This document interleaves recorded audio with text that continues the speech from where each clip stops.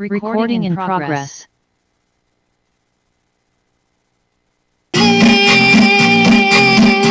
ஒரு வார்த்தை இருந்தது, அந்த வார்த்தை தேவன்தானே, அந்த வார்த்தை தேவன்தானே. அகிலமாளும் வார்த்தை அது, ஜீவனுள்ள வார்த்தை அது. வானம் பூமி மாறினாலும் மாறாத வார்த்தை தேவன் வார்த்தை. வானம் பூமி மாறினாலும் மாறாத வார்த்தை தேவன் வார்த்தை. ஆதியிலே ஒரு வார்த்தை இருந்தது, அந்த வார்த்தை தேவன்தானே, வார்த்தை தேவன்தானே, அந்த வார்த்தை தேவன்தானே. Recording in progress.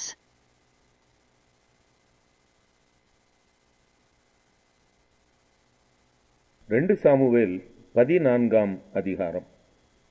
ராஜாவின் இருதயம் அப்சலோமின் மேல் இன்னும் தாங்கலாயிருக்கிறதை செருயாவின் குமாரன் யோவாப் கண்டு, அவன் தெக்கோவாவில் இருக்கிற புத்தியுள்ள ஒரு ஸ்திரீயை அழைத்து, நீ இளவு கொண்டாடுகிறவளைப் போல துக்க வஸ்திரங்களை உடுத்திக்கொண்டு எண்ணெய் பூசிக்கொள்ளாமல் இறந்து போனவனுக்காக நெடுநாள் துக்கிக்கிற ஸ்திரீயைப் போல காண்பித்து ராஜாவினிடத்தில் போய் அவரை நோக்கி, இன்ன இன்ன பிரகாரமாக சொல் என்று அவள் சொல்ல வேண்டிய வார்த்தைகளை யோவாப் அவள் வாயிலே போட்டான்.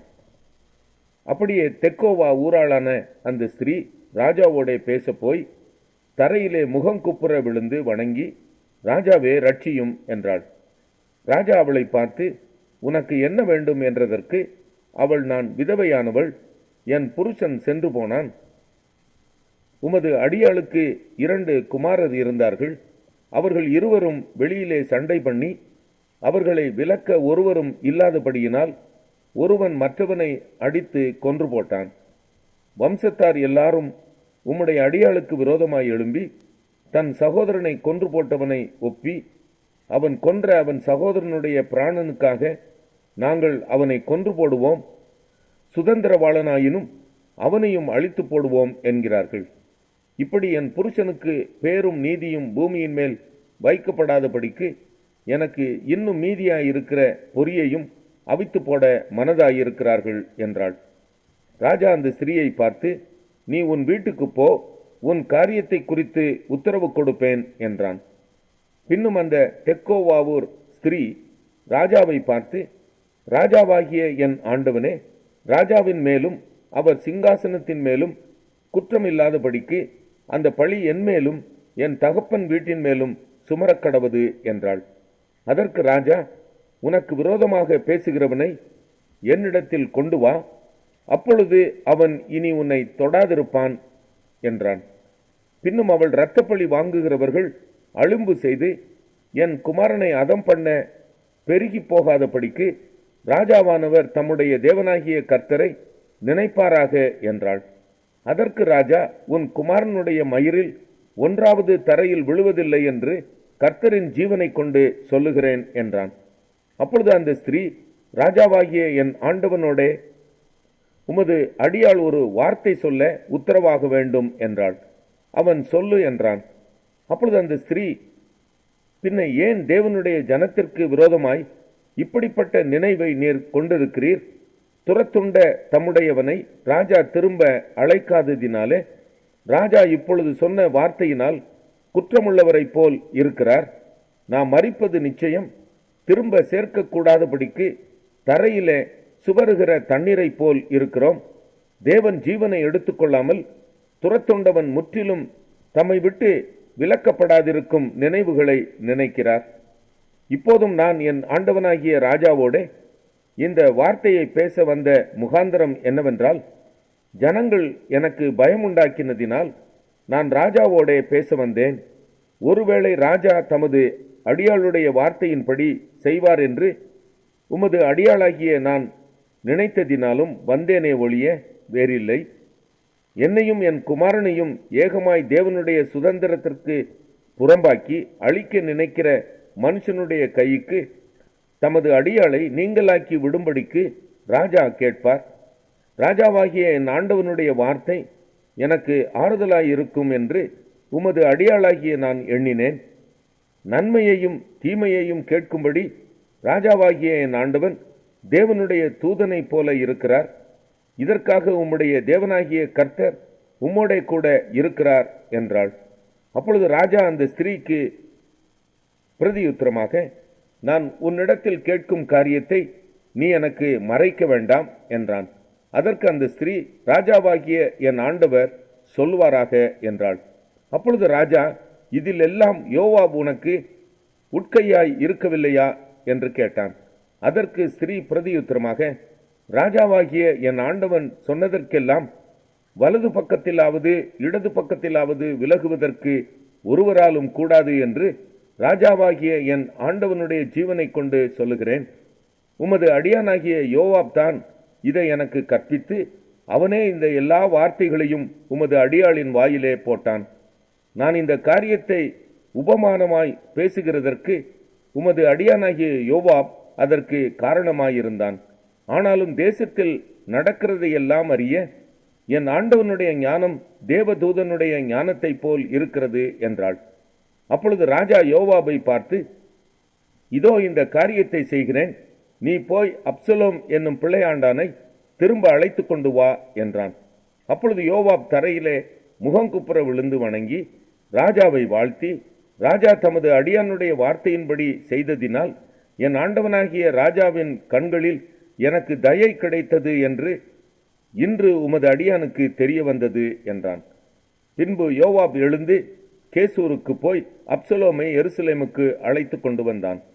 ராஜா, அவன் என் முகத்தை பார்க்க வேண்டியதில்லை, தன் வீட்டுக்கு திரும்பி போகட்டும் என்றான். அப்படியே அப்சலோம் ராஜாவின் முகத்தை பார்க்காமல் தன் வீட்டுக்கு திரும்பி போனான். இஸ்ரவேலர் அனைவருக்குள்ளும் அப்சலோமை போல் சௌந்தரியம் உள்ளவனும் மெச்சுக்கொள்ளப்பட்டவனும் இல்லை. உள்ளங்கால் தொடங்கி உச்சந்தலை மட்டும் அவனில் ஒரு பழுதும் இல்லாதிருந்தது. அவன் தன் தலைமயிர் தனக்கு பாரமாயிருப்பதினால் வருஷாந்தரம் சிரைத்துக் கொள்ளுவான். சிரைக்கும் போது அவன் தலைமயிர் ராஜாவுடைய நிறையின்படி 200 சேக்கல் நிறையாயிருக்கும். அப்சலோமுக்கு 3 குமாரரும் தாமார் என்னும் பெயர் கொண்ட ஒரு குமாரத்தியும் பிறந்திருந்தார்கள். இவள் ரூபவதியான பெண்ணாயிருந்தாள். அப்சலோம் ராஜாவின் முகத்தை காணாமலே 2 வருஷம் எருசலேமிலே குடியிருந்தான். ஆகையால் அப்சலோம் யோவாபை ராஜாவினிடத்தில் அனுப்பும்படி அழைப்பித்தான். அவனோ அவனிடத்திற்கு வரமாட்டேன் என்றான். 2ஆம் விசையும் அவன் அழைத்தனுப்பினான். அவன் வரமாட்டேன் என்றான். அப்பொழுது அவன் தன் வேலைக்காரரை பார்த்து, இதோ என் நிலத்திற்கு அருகே யோவாபின் நிலம் இருக்கிறது, அதிலே அவனுக்கு வார்கோதுமை விளைந்திருக்கிறது, நீங்கள் போய் அதை தீக்கொளுத்தி போடுங்கள் என்றான். அப்படியே அப்சலோமின் வேலைக்காரர் அந்த நிலத்தை தீக்கொளுத்தி போட்டார்கள். அப்பொழுது யோவாப் எழுந்திருந்து அப்சலோமிடத்தில் வீட்டிற்குள் போய், என்னுடைய நிலத்தை உம்முடைய வேலைக்காரர் தீக்கொளுத்தி போட்டது என்ன என்று அவனை கேட்டான். அப்சலோம் யோவாபை பார்த்து, இதோ நான் ஏன் கேசூரிலிருந்து வந்தேன், நான் அங்கே இருந்து விட்டால் நலம் என்று ராஜாவுக்கு சொல்லும்படி உம்மை ராஜாவினிடத்தில் அனுப்புவதற்காக உம்மை இங்கே வரும்படி அழைப்பித்தேன். இப்போதும் நான் ராஜாவின் முகத்தை பார்க்கட்டும், என்மேல் குற்றம் இருந்தால் அவர் என்னை கொன்று போடட்டும் என்றான். யோவாப் ராஜாவினிடத்தில் போய் அதை அவனுக்கு அறிவித்த போது அப்சலோமை அழைப்பித்தான். அவன் ராஜாவினிடத்தில் வந்து ராஜாவுக்கு முன்பாக தரையிலே முகங்குப்புற விழுந்து வணங்கினான். எரேமியா 18ஆம் அதிகாரம். கர்த்தரால் எரேமியாவுக்கு உண்டான வசனம். நீ எழுந்து குயவன் வீட்டுக்கு போ, அங்கே என் வார்த்தைகளை உனக்கு தெரிவிப்பேன் என்றார். அப்படியே நான் குயவன் வீட்டுக்கு போனேன். இதோ அவன் திரிகையினாலே வனைந்து கொண்டிருந்தான். குயவன் வனைந்து கொண்டிருந்த மண்பாண்டம் அவன் கையிலே கெட்டு போயிற்று. அப்பொழுது அதை திருத்தமாய் செய்யும்படிக்கு தன் பார்வைக்கு சரியாய் கண்டபடி குயவன் அதை திரும்ப வேறே பாண்டமாக வனைந்தான். அப்பொழுது கர்த்தருடைய வசனம் எனக்கு உண்டாகி, அவர், இஸ்ரவேல் குடும்பத்தாரே, இந்த குயவன் செய்தது போல நான் உங்களுக்கு செய்யக்கூடாதோ என்று கர்த்தர் சொல்லுகிறார். இதோ இஸ்ரவேல் வீட்டாரே, களிமண் குயவன் கையில் இருக்கிறது போல நீங்கள் என் கையில் இருக்கிறீர்கள். பிடுங்குவேன், இடிப்பேன், அழிப்பேன் என்று நான் ஒரு ஜாதிக்கு விரோதமாகவும் ஒரு ராஜ்யத்துக்கு விரோதமாகவும் சொன்ன மாத்திரத்தில் நான் விரோதமாய் பேசின அந்த ஜாதியார் தங்கள் தீங்கை விட்டு திரும்பினால் நானும் அவர்களுக்கு செய்ய நினைத்த தீங்கை செய்யாதபடிக்கு மனம் மாறுவேன். கட்டுவேன், நாட்டுவேன் என்றும் ஒரு ஜாதியையும் ஒரு ராஜ்யத்தையும் குறித்து நான் சொல்லுகிறதும் உண்டு. அவர்கள் என் சத்தத்தை கேளாமல் என் பார்வைக்கு பொல்லாப்பானதை செய்வார்களானால் நானும் அவர்களுக்கு அருள் செய்வேன் என்று சொன்ன நன்மையை செய்யாதபடிக்கு மனம் மாறுவேன். இப்பொழுதும் நீ யூதாவின் மனுஷரையும் எருசலேமின் குடிகளையும் நோக்கி, இதோ நான் உங்களுக்கு விரோதமாக ஒரு தீங்கை உருப்படுத்தி உங்களுக்கு விரோதமாக ஒரு காரியத்தை யோசிக்கிறேன். ஆகையால் உங்களில் ஒவ்வொருவரும் தன் தன் பொல்லாத வழியை விட்டு திரும்பி உங்கள் வழிகளையும் உங்கள் கிரியைகளையும் சீர்படுத்துங்கள் என்று கர்த்தர் உரைக்கிறார் என்று சொல். ஆனாலும் அவர்கள், அது கூடாத காரியம், நாங்கள் எங்கள் யோசனைகளின்படியே நடந்து அவரவர் தம் தம் பொல்லாத இருதயத்தினுடைய கடினத்தின்படியே செய்வோம் என்கிறார்கள். ஆகையால் கர்த்தர் சொல்லுகிறார், இப்படிப்பட்டவைகளை கேள்விப்பட்டவன் யார் என்று புறஜாதிகளுக்குள்ளே விசாரித்து பாருங்கள். மிகவும் திடுக்கிடத்தக்க காரியத்தை இஸ்ரவேல் என்னும் கன்னிகை செய்கிறாள். லீபனோனின் உறைந்த மழை வயல்வெளியின் கண்மலையிலிருந்து அற்று போகிறதுண்டோ? ஓடி வருகிற அந்நிய தேசத்து குளிர்ந்த தண்ணீர்கள் வடிந்து போகிறதுண்டோ? என் ஜனங்களோ என்னை மறந்து மாயையான விக்கிரகங்களுக்கு தூபம் காட்டுகிறார்கள். செப்பனிடப்படாத பாதைகளிலும் வழியிலும் அவர்கள் நடக்கும்படி அவைகள் அவர்களை பூர்வ பாதைகளாகிய அவர்களுடைய வழிகளிலிருந்து இடரும்படி செய்கிறது. நான் அவர்களுடைய தேசத்தை பாழாக்கவும் என்றென்றைக்கும் ஈசலிட்டு நிந்தையாக்கவும் செய்யும்படி இப்படி செய்கிறார்கள். அதை கடந்து போகிறவன் எவனும் பிரமித்து தன் தலையை துலுக்குவான். கொண்டல் காற்று பறக்கடிக்குமா போல் நான் அவர்களை அவர்கள் சத்துருக்களுக்கு முன்பாக பறக்கடிப்பேன். அவர்களுடைய ஆபத்தின் நாளிலே என் முகத்தை அல்ல, என் முதுகை அவர்களுக்கு காட்டுவேன் என்று சொல் என்றார். அதற்கு அவர்கள், எரேமியாவுக்கு விரோதமாக ஆலோசனை செய்வோம் வாருங்கள். ஆசாரியரிடத்திலே வேதமும் ஞானிகளிடத்திலே ஆலோசனையும் தீர்க்கதரிசிகள் இடத்திலே வசனமும் ஒளிந்து போவதில்லை.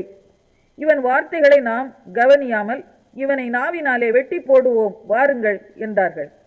கர்த்தாவே, நீர் என்னை கவனித்து என்னோட வழக்காடுகிறவர்களின் சத்தத்தை கேளும். நன்மைக்கு தீமையை சரி கட்டலாமோ? என் ஆத்துமாவுக்கு படுகொலியை வெட்டுகிறார்களே.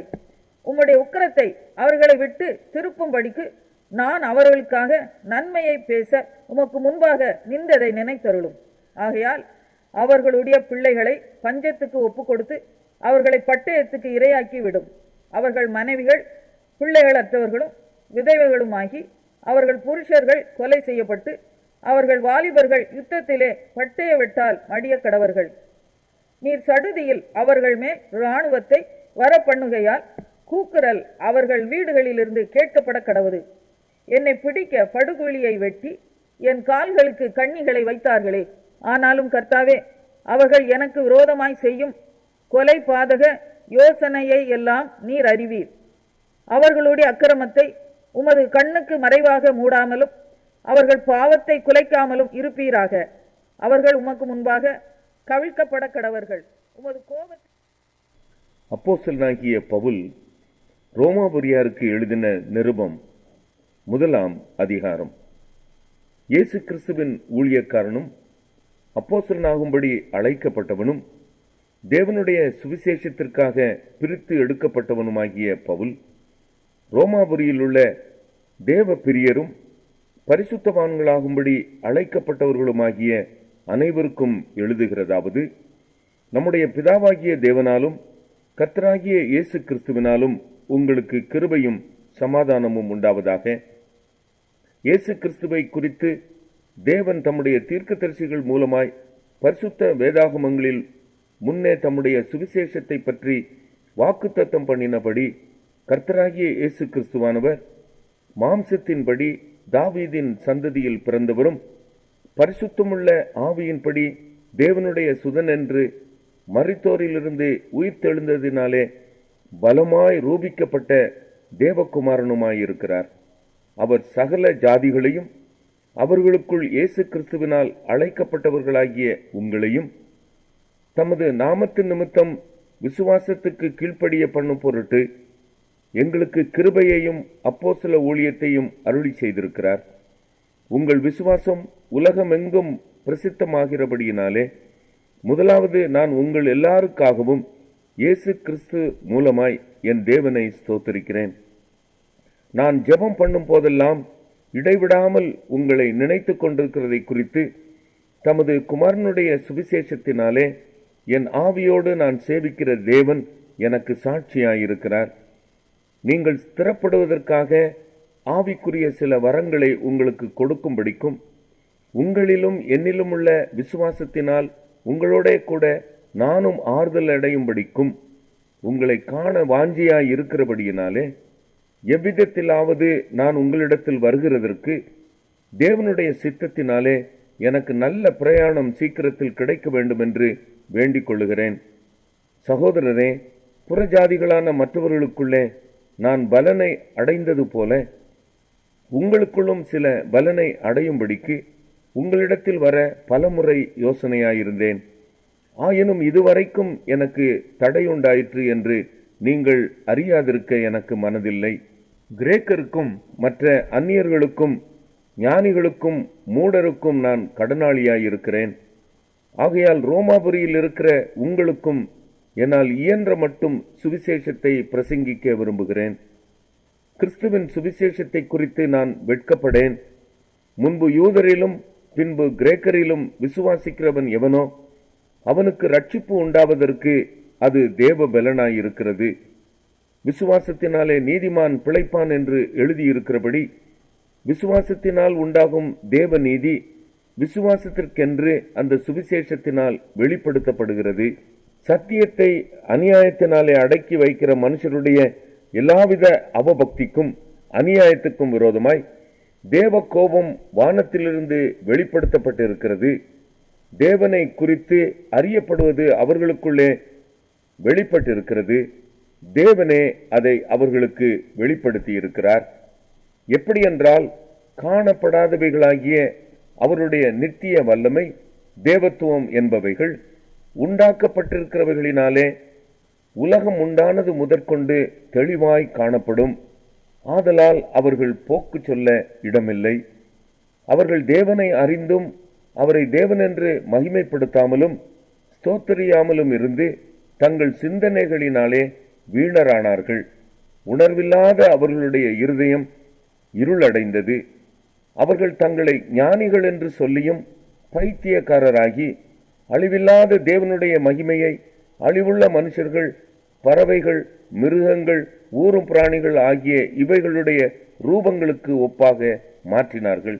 இதன் நிமித்தம் அவர்கள் தங்கள் இருதயத்தில் உள்ள இச்சைகளினாலே ஒருவரோடொருவர் தங்கள் சரீரங்களை அவமானப்படுத்தத்தக்கதாக தேவன் அவர்களை அசுத்தத்திற்கு ஒப்புக் கொடுத்தார். தேவனுடைய சத்தியத்தை அவர்கள் பொய்யாக மாற்றி சிருஷ்டிகரை தொழுது சேவியாமல் சிருஷ்டியை தொழுது சேவித்தார்கள். அவரே என்றென்றைக்கும் ஸ்தோத்தரிக்கப்பட்டவர். ஆமேன். இதன் நிமித்தம் தேவன் அவர்களை இழிவான இச்சை ரோகங்களுக்கு ஒப்புக் கொடுத்தார். அந்தபடியே அவர்களுடைய பெண்கள் சுபாவ அனுபோகத்தை சுபாவத்துக்கு விரோதமான அனுபோகமாக மாற்றினார்கள். அப்படியே ஆண்களும் பெண்களை சுபாவப்படி அனுபவியாமல் ஒருவர் மேல் ஒருவர் விரக தாபத்தினாலே பொங்கி ஆணோடே ஆண் அவலட்சமானதை நடப்பித்து தங்கள் தப்பிதத்திற்கு தகுதியான பலனை தங்களுக்குள் அடைந்தார்கள். தேவனை அறியும் அறிவை பற்றி கொண்டிருக்க அவர்களுக்கு மனதில்லாதிருந்தபடியால் தகாதவைகளை செய்யும்படி தேவன் அவர்களை கேடான சிந்தைக்கு ஒப்புக் கொடுத்தார்.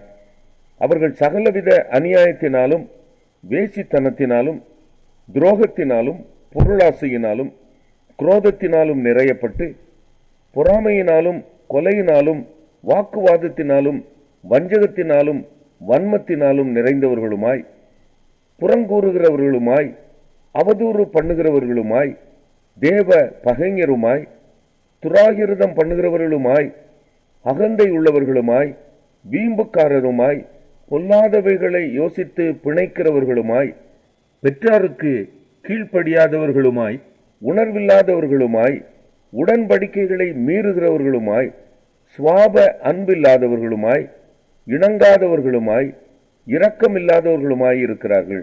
இப்படிப்பட்டவைகளை செய்கிறவர்கள் மரணத்திற்கு பாத்திரராய் இருக்கிறார்கள் என்று தேவன் தீர்மானித்த நீதியான தீர்ப்பை அவர்கள் அறிந்திருந்தும் அவைகளை தாங்களே செய்கிறதுமல்லாமல் அவைகளை செய்கிற மற்றவர்கள். ரோமர் 2ஆம் அதிகாரம். ஆகையால் மற்றவர்களை குற்றவாளியாக தீர்க்கிறவனே, நீ யாரானாலும் சரி, போக்கு சொல்ல உனக்கு இடமில்லை. நீ குற்றமாக தீர்க்கிறவைகள் எவைகளோ அவைகளை நீயே செய்கிறபடியால் நீ மற்றவர்களை குறித்து சொல்லுகிற தீர்ப்பினாலே உன்னைத்தானே குற்றவாளியாக தீர்க்கிறாய். இப்படிப்பட்டவைகளை செய்கிறவர்களுக்கு தேவனுடைய நியாய தீர்ப்பு சத்தியத்தின்படியே இருக்கிறதென்று அறிந்திருக்கிறோம். இப்படிப்பட்டவைகளை செய்கிறவர்களை குற்றவாளிகள் என்று தீர்த்தும் அவைகளையே செய்கிறவனே, நீ தேவனுடைய நியாய தீர்ப்புக்கு தப்பிக்கொள்ளலாம் என்று நினைக்கிறாயோ? அல்லது தேவ தயவு நீ குணப்படும்படி உன்னை ஏவுகிறதென்று அறியாமல் அவருடைய தயவு, பொறுமை, நீடிய சாந்தம் இவைகளின் ஐஸ்வர்யத்தை அசட்டை பண்ணுகிறாயோ? உன் மன கடினத்திற்கும் குணப்படாத இருதயத்திற்கும் ஏற்றபடி தேவனுடைய நீதியுள்ள தீர்ப்பு வெளிப்படும் கோபாக்கினை நாளிலே உனக்காக கோபாக்கினையை குவித்துக் கொள்ளுகிறாயே. தேவன் அவனவனுடைய கிரியைகளுக்கு தக்கதாய் அவனவனுக்கு பலன் அளிப்பார். சோர்ந்து போகாமல் நற்கிரியைகளை செய்து மகிமையையும் கனத்தையும் அழியாமையும் தேடுகிறவர்களுக்கு நித்திய ஜீவனை அளிப்பார். சண்டைக்காரராயிருந்து சத்தியத்திற்கு கீழ்ப்படியாமல் அநியாயத்திற்கு கீழ்ப்படிந்திருக்கிறவர்களுக்கோ உக்கிர கோபாக்கினை வரும்.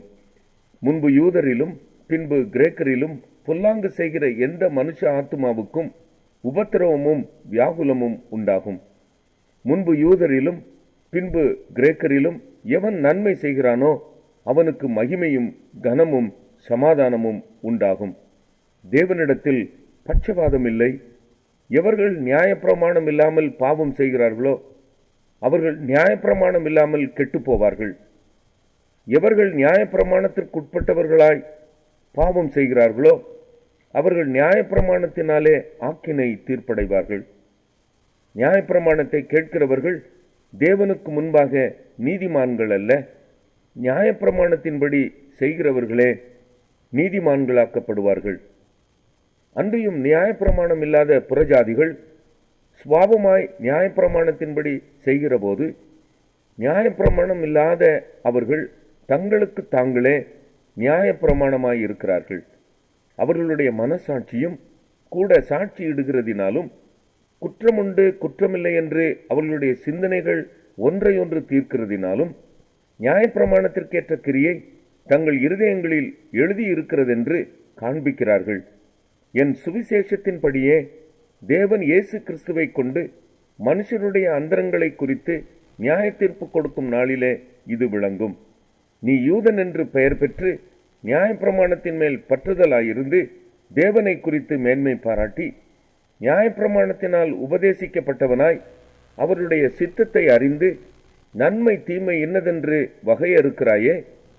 நீ உன்னை குருடருக்கு வழிகாட்டியாகவும் அந்தகாரத்தில் உள்ளவர்களுக்கு வெளிச்சமாகவும் பேதைகளுக்கு போதகனாகவும் குழந்தைகளுக்கு உபாத்தியாயனாகவும் நியாயப்பிரமாணத்தின் அறிவையும் சத்தியத்தையும் காட்டிய சட்டமுடையவனாகவும் எண்ணுகிறாயே. இப்படி இருக்க மற்றவனுக்கு போதிக்கிற நீ உனக்குத்தானே போதியாமல் இருக்கலாமா? களவு செய்யக்கூடாதென்று பிரசங்கிக்கிற நீ களவு செய்யலாமா? விபச்சாரம் செய்யக்கூடாதென்று சொல்லுகிற நீ விபசாரம் செய்யலாமா? விக்கிரகங்களை அருவருக்கிற நீ கோவில்களை கொள்ளையிடலாமா? நியாயப்பிரமாணத்தை குறித்து மேன்மை பாராட்டுகிற நீ நியாயப்பிரமாணத்தை மீறி நடந்து தேவனை கனவீனம் பண்ணலாமா? எழுதி இருக்கிறபடி தேவனுடைய நாமம் புறஜாதிகளுக்குள்ளே உங்கள் மூலமாய் தூஷிக்கப்படுகிறதே. நீ நியாயப்பிரமாணத்தை கை கொண்டு நடந்தால் விருத்த சேதனம் பிரயோஜனம் உள்ளதுதான். நீ நியாயப்பிரமாணத்தை மீறி நடந்தால் உன் விருத்த சேதனம் இல்லாமை ஆயிற்றே. மேலும் விருத்த சேதனம் இல்லாதவன் நியாயப்பிரமாணத்திற்கேற்ற நீதிகளை கை கொண்டால் அவனுடைய விருத்த சேதனம் இல்லாமை விருத்த சேதனம் என்று எண்ணப்படும் அல்லவா? சுவாபத்தின்படி விருத்த சேதனம் இல்லாதவனாயிருந்தும் நியாயப்பிரமாணத்தை நிறைவேற்றுகிறவனாயிருந்தால் அவன் வேத எழுத்தும் விருத்த சேதனமும் உள்ளவனாயிருந்தும் நியாயப்பிரமாணத்தை மீறுகிற உன்னை குற்றப்படுத்துவான் அல்லவா? ஆதலால் புறம்பாக யூதனானவன் யூதன் அல்ல, புறம்பாக மாம்சத்தில் செய்யப்படும் விருத்த சேதனமும் விருத்த சேதனம் அல்ல. உள்ளத்திலே யூதனானவனே யூதன், எழுத்தின்படி உண்டாகாமல் ஆவியின்படி இருதயத்தில் உண்டாகும் விருத்த சேதனமே விருத்த சேதனம். இப்படிப்பட்டவனுக்குரிய புகழ்ச்சி மனுஷராலே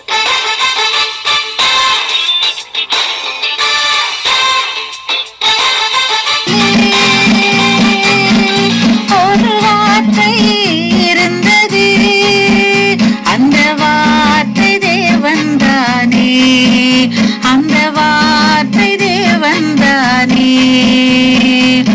அகிலமாளும் வார்த்தையது, ஜீவனுள்ள வார்த்தையது. வானம் பூமி மாறினாலும் மாறாத வார்த்தை தேவன் வார்த்தை. வானம் பூமி மாறினாலும் மாறாத வார்த்தை தேவன் வார்த்தை. ஆதியிலே ஒரு வார்த்தை இருந்தது, அந்த வார்த்தை தேவன்தானே, அந்த வார்த்தை தேவன்தானே, அந்த வார்த்தை தேவன்தானே.